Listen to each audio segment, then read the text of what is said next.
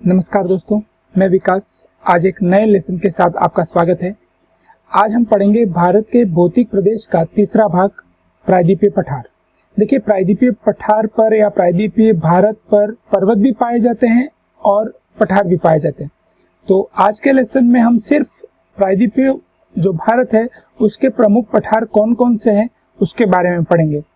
तो चलिए शुरू करते हैं आज का लेसन। पहले हम देख लेते हैं कि पठार किसे कहते हैं। तो पठार किसे कहते हैं? आसपास के क्षेत्र से ऊपर उठा हुआ भूभाग जो ऊपर से कैसा हो, सपाट और समतल हो, जिसकी ऊंचाई कुछ 100 मीटर से लेकर 1000 मीटर तक हो सकती है। आप मैप में देखें, आसपास के क्षेत्र से ऊपर उठा हुआ भूभाग और ऊपर से एकदम कैसा है, समतल है। तो ऐसे भूभाग को अपन क्या कहते हैं? पठार कहते हैं। नेक्स्ट हमारा भूभाग है प्रायद्वीपीय पठार। तो पहले देख लेते हैं प्रायद्वीप किसे कहते हैं। तो ऐसा भूभाग या ऐसा स्थलीय भाग जिसके तीन ओर क्या हो, जल हो, क्या कहलाता है? प्रायद्वीप कहलाता है। जैसे भारत है, तो भारत का ये जो भाग है इसको अपन कहते हैं प्रायद्वीपीय भारत। क्यों कहते हैं? क्योंकि इसके तीन ओर जल है। पश्चिम की ओर अरब सागर, दक्षिण में हिंद महासागर और पूर्व की ओर बंगाल की खाड़ी, इसलिए इसको क्या कहते हैं? प्रायद्वीप कहते हैं। और जिसके चारों तरफ जल हो उसको क्या कहते हैं?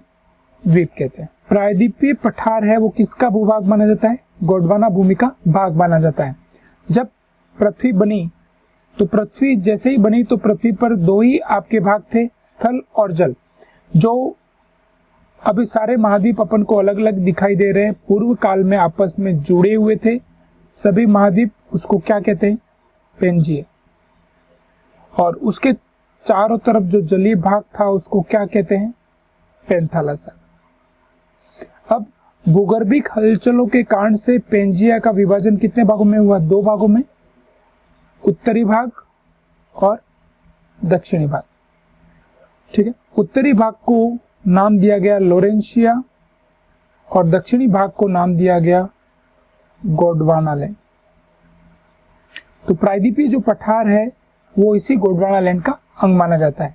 और धीरे धीरे लोरेंशिया टूटा, जिससे उत्तरी अमेरिका, यूरोप और एशिया महाद्वीप की रचना हुई। और गोंडवाना लैंड के टूटने से दक्षिणी अमेरिका, अफ्रीका, भारत, ऑस्ट्रेलिया और अंटार्कटिका महाद्वीप की क्या हुई? रचना हुई। अब नेक्स्ट देखें, जो प्रायद्वीपीय पठार है वो भारत का सबसे प्राचीन और सबसे बड़ा भौतिक विभाग है। भारत के 5 भौतिक विभाग है, उसमें सबसे बड़ा भौतिक विभाग कौन सा है? तो प्रायद्वीपीय पठार। अक्सर एग्जाम में पूछा हुआ प्रश्न है, आपको ध्यान में रखना है। जिसका आकार कैसा है? त्रिभुजाकार है। आप देखिए, इस प्रायद्वीपीय जो पठार है उसकी उत्तरी सीमा यहाँ पर कौन सी पर्वत श्रृंखला है? राजस्थान में अरावली। आपके झारखंड में यहाँ पर आती है राजमल हिल्स और इधर आपके मेघालय का पठार। ये उसकी उत्तरी सीमा है। पश्चिमी सीमा पश्चिमी घाट और पूर्वी सीमा पूर्वी घाट है। इसका क्षेत्रफल कितना है? 16 लाख वर्ग किलोमीटर है इसका क्षेत्रफल है, जिसकी लंबाई 1600 किलोमीटर और चौड़ाई 1400 किलोमीटर। यहाँ से लेकर ये दक्षिण तक आप देखोगे तो ये लंबाई कितनी है? 1600 किलोमीटर और चौड़ाई आप देखोगे तो कितनी है? 1400 किलोमीटर है। नेक्स्ट, इसकी औसत ऊंचाई कितनी है? 600 से 900 मीटर है। नेक्स्ट हम देखते हैं कि इसकी उत्पत्ति क्रिटेशियस काल में दरारी उद्गार से निकले जो लावा है उससे हुई है।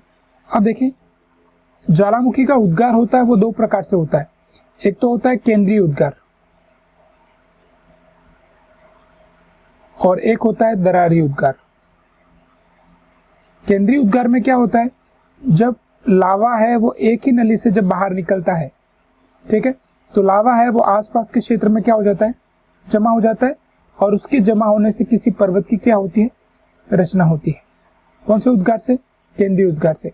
और दरारी उद्गार में क्या होता है? जब लावा है वह पृथ्वी के आंतरिक भाग से कई दरारों से होता हुआ बाहर निकलता है, ठीक है, और कई दरारों से जब बाहर निकलता है तो ऊपरी भाग में लावा का फैलाव बहुत बड़े क्षेत्र में हो जाता है। तो इससे किसी मैदान या किसी पठार की क्या होती है, रचना है वो होती है। तो प्रायद्वीपीय पठार की रचना दरारी उद्गार से जो निकले लावा है उससे हुई है। नेक्स्ट हम देखते हैं कि प्रायद्वीपीय पठार का जो सामान्य ढाल है वो पश्चिम से पूर्व की ओर, मतलब ढाल कहाँ पर है, पूर्व की ओर है। इधर आपके पश्चिमी घाट आता है, ठीक है। तो यहाँ से निकलने वाली आपकी गोदावरी, कृष्णा, कावेरी और उनकी जितनी भी सहायक नदियाँ हैं वह सभी जाकर कहाँ गिरती है, बंगाल की खाड़ी में गिरती है। लेकिन दो नदियाँ हैं यहाँ से निकलने वाली आपकी नर्मदा और उसके जस्ट नीचे आती है ताप्ती नदी। ये दो नदियाँ प्रायद्वीपीय पठार की ऐसी नदियाँ हैं जो कहाँ पर गिरती हैं, अरब सागर में गिरती हैं। ये प्रश्न कई एग्जाम में आया हुआ है, आपको ध्यान में रखना है कि प्रायद्वीपीय पठार की दो बड़ी नदियाँ जो कहाँ गिरती है, अरब सागर में, तो वो कौन कौन सी है, नर्मदा और ताप्ती नदियाँ। नेक्स्ट देखते हैं, देखिए प्रायद्वीपीय जो पठार है उसको मुख्य रूप से अपन तीन भागों में बांट देते हैं। पहला जो भाग है वह है मध्य उच्च भूमि, दूसरा जो भाग है उसको दक्कन या दक्षिण का पठार कहते हैं, और तीसरा भाग है वो उत्तरी पूर्वी पठारी भाग कहलाता है। तो पहला भाग देख लें, मध्य उच्च भूमि। तो मध्य उच्च भूमि है वह नर्मदा नदी के उत्तर में है। देखिए यहाँ पर आपके नदी बहती है नर्मदा नदी, तो उसके उत्तर का जो भाग है वो आपके मध्य उच्च भूमि में आता है, जो मुख्य रूप से आपके मध्य प्रदेश, छत्तीसगढ़, इधर से यूपी का कुछ भाग आता है और झारखंड राज्यों में मुख्य रूप से फैला हुआ है, और राजस्थान का ये दक्षिणी पूर्वी भाग है वो भी इसी के अंतर्गत आता है, ठीक है। यहाँ की पठारों की बात करें तो यहाँ मुख्य रूप से आपके कौन कौन से पठार हैं, यहाँ पर आता है मालवा का पठार, बुंदेलखंड, बघेलखंड और छोटा नागपुर का पठारी क्षेत्र इसके अंतर्गत आता है। नेक्स्ट हम बात करते हैं दक्कन या दक्षिण का पठार। तो दक्कन या दक्षिण का जो पठार है, ठीक है, उसकी सीमा नर्मदा नदी के दक्षिण में, या यहाँ पर पर्वतश्रेणी कौन सी है, विंध्याचल। तो विंध्याचल पर्वतश्रेणी के दक्षिण में, ठीक है, इधर से आपके पश्चिमी घाट और इधर से आपके पूर्वी घाट, मतलब त्रिभुजाकार आकृति में यह आपके पूरा भाग है वो फैला हुआ है, ठीक है, जिसकी उत्पत्ति मेसोजोइक काल के क्रिटेशियस काल में है। कौन से उद्गार द्वारा, दरारी उद्गार द्वारा हुई है, जिसके बारे में अपन पहले पढ़ चुके हैं। जिसका क्षेत्रफल कितना है, 5.5 लाख वर्ग किलोमीटर, जो भारत का सबसे बड़ा पठारी क्षेत्र है। और यह भूभाग लावा से बना हुआ है, इसलिए यहाँ की मिट्टियाँ कैसी है, काली मिट्टियाँ, जो किसकी खेती के लिए महत्वपूर्ण है, कपास की खेती के लिए महत्वपूर्ण है। यह पठारी क्षेत्र आपके महाराष्ट्र, गुजरात, कर्नाटक, तेलंगाना और आंध्र प्रदेश राज्यों में मुख्य रूप से फैला हुआ है, ठीक है। महाराष्ट्र में इसको महाराष्ट्र का पठार, तेलंगाना में इसको तेलंगाना का पठार और कर्नाटक में इसको कर्नाटक का पठार है वो कहते हैं। नेक्स्ट तीसरा भाग आता है उत्तरी पूर्वी पठार। तो उत्तरी पूर्वी जो पठार है वह मुख्य रूप से आपके दो राज्यों में फैला हुआ है। इधर आते हैं दोनों राज्य, असम और मेघालय। और ये जो पठार है वह इसी प्रायद्वीप का जो पठार है उसी का ही एक भाग माना जाता है। जो यहाँ बीच में आपके जो गैप आता है, जो मैं ये शेडेड कर रहा हूँ, उसको कहते हैं गारो गैप। इस गारो गैप द्वारा यह प्रायद्वीप के पठार से क्या है, अलग है, ठीक है। और इसके अंतर्गत दो पठार आते हैं, मेघालय का पठार जो मुख्य रूप से आपके मेघालय राज्य में, और कार्बी एंगलोंग का पठार जो कहाँ पर है, आपके असम में है। नेक्स्ट भारत के जो प्रमुख पठार है उसको मैप में देख लेते हैं। पहला जो पठार है वो मालवा का पठार, मैप में देखें, ये मालवा का पठार जो मुख्य रूप से आपके एमपी और राजस्थान में फैला हुआ है। दूसरा है बुंदेलखंड का पठार, ठीक है, ये आपके दूसरा बुंदेलखंड का पठार जो आपके एमपी और यूपी में फैला हुआ है। तीसरा है आपके बघेलखंड का पठार जो मध्य प्रदेश और छत्तीसगढ़ में है, तो ये तीसरा बघेलखंड का पठार। चौथा जो पठारी भाग है छोटा नागपुर का पठार जो आपके मुख्य रूप से झारखंड और छत्तीसगढ़ में है, चौथा छत्तीसगढ़ और झारखंड में। पांचवा है वो मेघालय का पठार, इधर देखिए ये पांचवा आपके मेघालय का पठार। छठा हो गया महाराष्ट्र का पठार जो मुख्य रूप से आपके महाराष्ट्र और गुजरात में है। सातवां जो पठार है वह दंडकारण्य का पठार, सातवां ये दंडकारण्य का पठार हो गया, जो मुख्य रूप से आपके छत्तीसगढ़, उड़ीसा और आंध्र प्रदेश के कुछ भाग में है। आठवां तेलंगाना का पठार, जो मुख्य रूप से आपके तेलंगाना और आंध्र प्रदेश राज्य में स्थित है। नेक्स्ट नौवां है कर्नाटक का पठार, जिसे मैसूर का पठार और बेंगलुरु का पठार भी कहते हैं। ठीक है, मैप में देखिए ये वाला पार्ट नौवां जो आपके कर्नाटक का पठार हो गया। देखिए इसके अलावा कुछ और पठार छोटे हैं जो आपके भारत में आते हैं। उसमें पहला पठार है बैतूल का पठार। देखिए मध्य प्रदेश में ये वाला जो भाग है जो मैं शेडेड कर रहा हूँ, यहाँ पर जो पठार आता है उसको कहते हैं बैतूल का पठार, बैतूल का पठार। उसके बाद आता है आपके मेवाड़ का पठार। तो मेवाड़ का पठार आता है यहाँ पर, मोस्टली राजस्थान के चित्तौड़ वाला जो भाग है वहाँ पर आपके मेवाड़ का पठार, क्योंकि यहाँ पर मेवाड़ रियासत, मेवाड़ का पठार। उसके बाद आता है आपके हजारीबाग का पठार। देखिए आपके जो छोटा नागपुर का जो पठार है उसका जो उत्तरी भाग है उसको कहते हैं आपके हजारीबाग का पठार, और उसका जो दक्षिणी भाग है उसको कहा जाता है रांची का पठार, रांची का पठार। दंडकारण्य का जो दक्षिणी भाग है यहाँ पर, ठीक है, यहाँ पर इसको कहा जाता है बस्तर का पठार।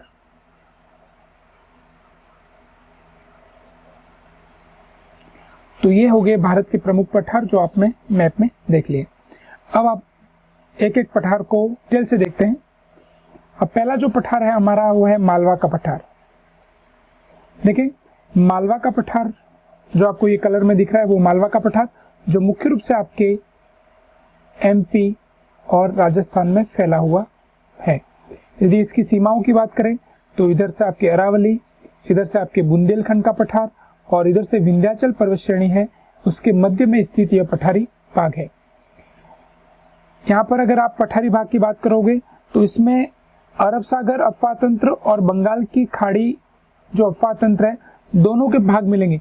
इधर से आपके माही और उसकी सहायक नदियाँ, इधर से आपके नर्मदा और इधर से ताप्ती, ये सभी किसका हिस्सा है? अरब सागर अफवाह तंत्र का हिस्सा है। और इधर से बहने वाली आपकी चंबल और उसकी जितनी भी सहायक नदियां हैं वो, और इधर से आपके बेतवा, केन, जो यमुना की जो सहायक नदियां हैं वो सभी किसका हिस्सा है?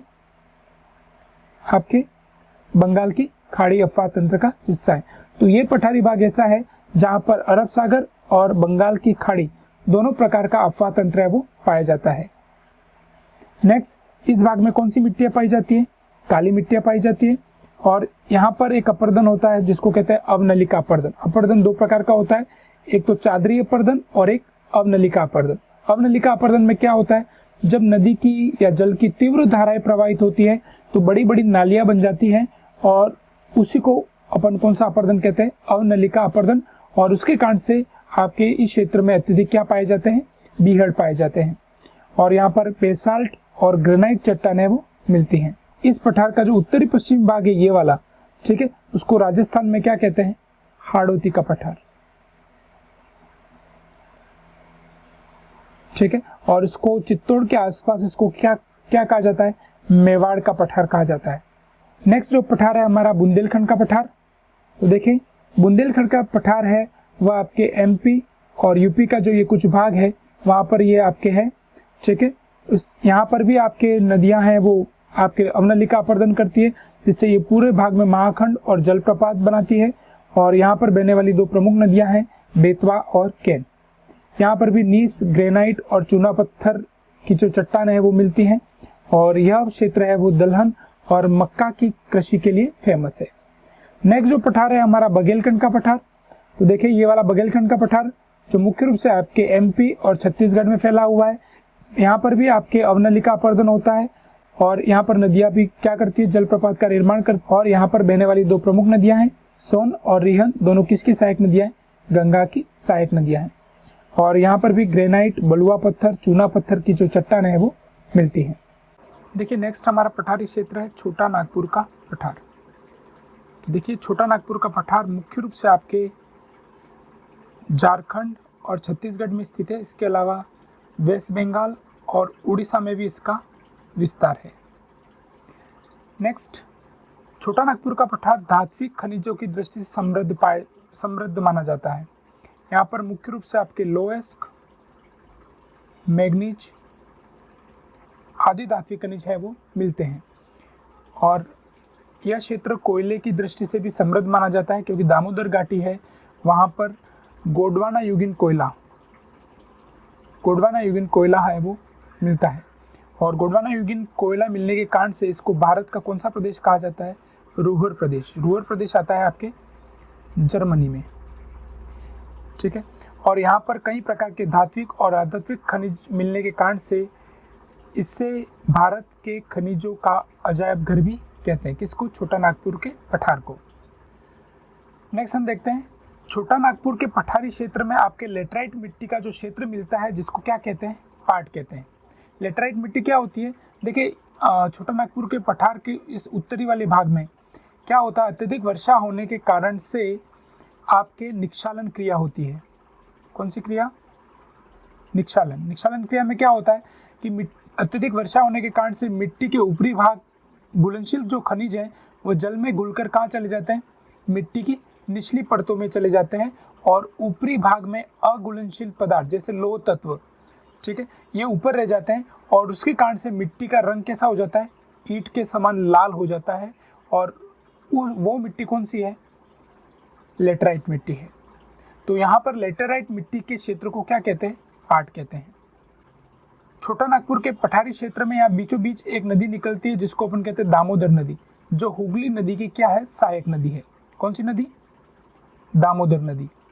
और दामोदर नदी को किसका शोक कहते हैं? पश्चिमी बंगाल का शोक कहते हैं, क्योंकि उसके कारण से आपके पश्चिम बंगाल में क्या आती है? बाढ़ आती है। अब देखें, 7 जुलाई 1948 को भारत की प्रथम बहुउद्देशीय परियोजना की शुरुआत हुई, और जिसको अपन कहते हैं दामोदर घाटी बहुउद्देशीय परियोजना। दामोदर घाटी बहुउद्देशीय परियोजना जो भारत की प्रथम बहुउद्देशीय परियोजना है, जिसे दामोदर और उसकी सहायक नदियों पर कितने बांध बनाए गए हैं? 8 बांध बनाए गए हैं। और उसके कारण से इस क्षेत्र में अत्यधिक मात्रा में सिंचाई होती है, पेयजल की आपूर्ति होती है, ठीक है, जल विद्युत का उत्पादन होता है। और उसके कारण से पश्चिम बंगाल में जो बाढ़ आ रही थी, वो बाढ़ आना भी क्या हो गया है? बंद हो गया है, ठीक है। तो भारत की प्रथम बहुउद्देशीय परियोजना कौन सी है? दामोदर घाटी परियोजना। नेक्स्ट, छोटा नागपुर के पठार के उत्तरी भाग को अपन कहते हैं हजारीबाग का पठार। हजारीबाग का पठार। और यहाँ पर एक खान आती है, और उस खान का नाम है कोडरमा की खान, कोडरमा। और जो किसके लिए फेमस है? आपके अब्रक के लिए प्रसिद्ध है। और कोडरमा के कारण से इसको कोडरमा का पठार भी कहा जाता है। और इस छोटा नागपुर के पठार के दक्षिणी भाग में जो पठार आता है, उसको कहा जाता है रांची का पठार। रांची का पठार। और देखिए, रांची का पठार है वह आपके संप्राय मैदान, और जिसको आपके डेविस ने क्या कहा है? पेनी प्लेन का एक उदाहरण है। संप्राय मैदान और पेनी प्लेन का उदाहरण कौन सा पठार है? रांची का पठार। जब किसी क्षेत्र में अपर्दन के कारण संपूर्ण क्षेत्र आकृति विहीन मैदान में बदल जाता है, तो उसको अपन कहते हैं संप्राय मैदान या पेनी प्लेन कहते हैं। और ये पूरा पठार है, रांची का पठार है, वो एक विच्छेदित पठार है। और इस विच्छेदित पठार को स्थानीय भाषा में क्या कहते हैं? घाट कहा जाता है। छोटा नागपुर के पठार की सबसे ऊंची चोटी कौन सी है? पारसनाथ, जो यहाँ पर आती है आपकी पारसनाथ, जिसकी ऊंचाई कितनी है? 1366 मीटर। नेक्स्ट हमारा पठार है मेघालय का पठार। तो मेघालय का पठार मुख्य रूप से आपके 2 राज्यों में आता है, असम और मेघालय में। मैप में देखिए आप लोग, असम और मेघालय राज्य में स्थित है। और ये जो पठार है वह प्रायद्वीपीय पठार का ही एक भाग माना जाता है। कौन से पठार का? प्रायद्वीपीय पठार का एक अंग माना जाता है, जो यहाँ पर बीच में आने वाला एक गैप है, जिसको राजमल, गारो गैप या उसको कहते हैं मालदा गैप द्वारा अलग है। ठीक है, ये भाग क्या है, इस भाग का बीच में क्या हो गया, अवतलन हो गया, और अवतलन होने के कारण से ये भाग क्या हो गया है, नीचे हो गया है, जो आपके प्रायद्वीपीय पठार और ये मेघालय का जो पठार है उन दोनों को क्या करता है, अलग करता है। इस मेघालय के जो पठार है उसको असम के अंदर कौन सा पठार कहते हैं, कार्बी एंगलोंग का पठार है वो कहा जाता है। ठीक है, यह भारत का सर्वाधिक वर्षा वाला पठार है, क्योंकि यहाँ पर इस वाले भाग में गारो, खासी और जयंती की जो पहाड़ियाँ हैं वहाँ पर सर्वाधिक वर्षा है वो होती है। इस पठार का जो पश्चिमी भाग है यहाँ पर, ठीक है, वहाँ पर पहाड़ियाँ हैं उसको कहते हैं गारो, मध्य भाग में जो पहाड़ियाँ हैं उनको क्या कहा जाता है, खासी, और पूर्वी भाग में जो पहाड़ियाँ है उनको कहा जाता है जयंतिया की पहाड़ियाँ। और असम के अंदर यहाँ पर जो पहाड़ियाँ है जिनको मिकिर और रेगमा की पहाड़ियाँ कहा जाता है, मिकिर और रेगमा की पहाड़ियाँ है वो कहा जाता है। और आपके जो मेघालय की राजधानी शिलोंग वो यहाँ पर इसी खासी की पहाड़ियों पर स्थित है, और इसी खासी की पहाड़ियों के दक्षिण में यहाँ पर आपके सर्वाधिक वर्षा वाला स्थान कौन सा है, मासिन राम है वो स्थित है। देखिए, महाराष्ट्र का पठार मुख्य रूप से आपके महाराष्ट्र और कहाँ पर स्थित है, गुजरात में, गुजरात के इस दक्षिण वाले भाग में स्थित है। और यहाँ पर जो चट्टानें पाई जाती है वो कौन सी, बेसाल्ट चट्टानें, जो किसके द्वारा निर्मित है, लावा के द्वारा निर्मित है। और लावा की वाली चट्टानें है तो यहाँ पर जो पाई जाने वाली जो मिट्टियाँ हैं वो भी कौन सी है, काली मिट्टियाँ, जो किसके लिए उत्पादन के लिए महत्वपूर्ण है, कपास के उत्पादन के लिए महत्वपूर्ण है। इसलिए महाराष्ट्र और गुजरात कपास की दृष्टि से महत्वपूर्ण है, इसलिए यहाँ पर कौन सा उद्योग, सूती वस्त्र उद्योग है वो प्रसिद्ध है। इसका निर्माण भी कौन से काल में हुआ है, क्रिटेशियस काल में हुआ है। नेक्स्ट हमारा पठार आता है तेलंगाना का पठार। तो तेलंगाना का जो पठार है वो दो राज्यों में स्थित है, तेलंगाना और आंध्र प्रदेश राज्य में।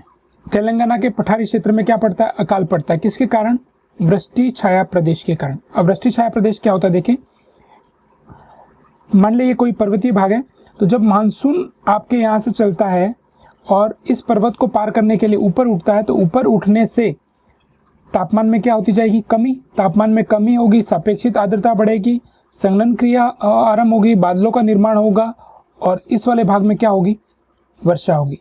तो इस वाले ढाल को तो कहते हैं वृष्टि प्रदेश।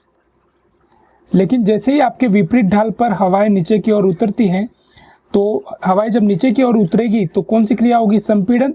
संपीड़न होने से तापमान क्या हो जाएगा, बढ़ जाता है, और तापमान बढ़ जाने से इस वाले भाग में वर्षा नहीं होती है, तो इसको कहते हैं वृष्टि छाया प्रदेश कहते हैं। अब देखें, यहाँ पर आपके कौन सा घाट है, पश्चिमी घाट, ठीक है। तो यहाँ से जब मानसून चलता है तो पश्चिमी घाट को पार करने के लिए हवाएं ऊपर की ओर उठेगी, तो उसके पश्चिमी ढाल पर तो क्या करती है, अत्यधिक वर्षा करती है। लेकिन पूर्वी ढाल पर जैसे ही हवा नीचे की ओर उतरती है, संपीड़न होता है, और उसके कारण से टेम्परेचर बढ़ जाता है, जिसके कारण से संघनन की क्रिया नहीं होती है और इस वाले भाग में वर्षा नहीं होती है। तो ये वृष्टि छाया प्रदेश में आता है, जिसके कारण से तेलंगाना पठारी क्षेत्र में वर्षा है वो नहीं होती है। नेक्स्ट देखें, रायलसीमा प्रदेश। तो रायलसीमा प्रदेश कहाँ है, आंध्र प्रदेश। तेलंगाना के पठार का ये वाला जो पार्ट है जो आंध्र प्रदेश में है, जहाँ पर आंध्र प्रदेश के 4 जिले आते हैं, कुर्नूल, कुडप्पा, अनंतपुर और चित्तूर। ये जो भाग है वह इन तटीय जो जिले हैं आंध्र प्रदेश उसकी अपेक्षा अविकसित और अर्धविकसित है, और उसके कारण से यहाँ पर आपके पर्याप्त संसाधनों का उपयोग नहीं हो पाया है, और उसके कारण से यहाँ पर हमेशा क्या पड़ता रहता है, अकाल पड़ता रहता है। नेक्स्ट देखें, आंध्र प्रदेश इस तेलंगाना के पठार का जो उत्तरी भाग है वह कैसा है, पहाड़ी है, और दक्षिणी भाग कैसा है, मैदानी भूभाग है। और उत्तरी भाग में आपके यहाँ पर जो नदी बहती है वो कौन सी नदी है, गोदावरी नदी, गोदावरी। और मध्य भाग में बहने वाली प्रमुख नदी कौन सी है, कृष्णा नदी है। नेक्स्ट हमारा पठार है कर्नाटक का पठार। देखिए, कर्नाटक का पठार मुख्य रूप से आपके कर्नाटक राज्य में स्थित है, ठीक है। और यहाँ पर मुख्य रूप से 2 नदियां बहती है, कावेरी और तुंगभद्रा। यहाँ ऊपरी भाग में बहने वाली जो रिवर है वो कौन सी है, तुंगभद्रा नदी, जो आपके कृष्णा की सहायक नदी है तुंगभद्रा नदी। और दक्षिणी भाग में यहाँ पर बहने वाली प्रमुख नदी कौन सी है, कावेरी। और इसी कावेरी नदी को लेकर कर्नाटक और तमिलनाडु में हमेशा क्या होता रहता है, विवाद वो होता रहता है। कर्नाटक के जो उत्तरी भाग है इस पठार का, ठीक है, इस उत्तरी भाग को क्या कहते हैं, मलंद या मलानगिरी कहते हैं। और दक्षिणी भाग को क्या कहा जाता है, मैदान कहा जाता है। या कर्नाटक का पठार है वो चंदन के वृक्ष और हाथियों के लिए प्रसिद्ध है। कर्नाटक के पठार का जो दक्षिणी भाग है इधर का, उसको कहते हैं मैसूर का पठार, मैसूर का पठार। और इधर का पूर्वी भाग का जो पठारी भाग है उसको कहा जाता है आपके बेंगलोर का पठार। यहाँ पर दो पहाड़ियाँ आती है, देखिए यहाँ पर आती है बाबा बुदन की पहाड़ियाँ, ठीक है, और इधर यहाँ पर एक पर्वत शिखर, जो कर्नाटक का जो ये पार्ट है मध्य सह्याद्री में आता है। और यहाँ पर एक चोटी आती है जिसको कहते हैं कुद्रेमुख, कुद्रेमुख। और कुद्रेमुख और बाबा बुदन की पहाड़ियाँ दोनों आपके किसके लिए प्रसिद्ध है, लौह अयस्क के लिए प्रसिद्ध है।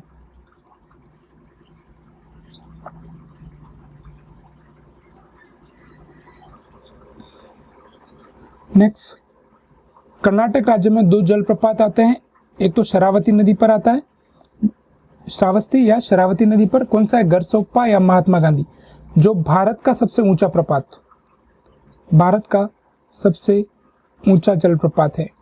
और दूसरा प्रपात आपके कावेरी नदी पर आता है, यहाँ पर आपकी कावेरी नदी बहती है, तो कावेरी नदी पर जलप्रपात आता है जिसका नाम है शिव समुद्रम,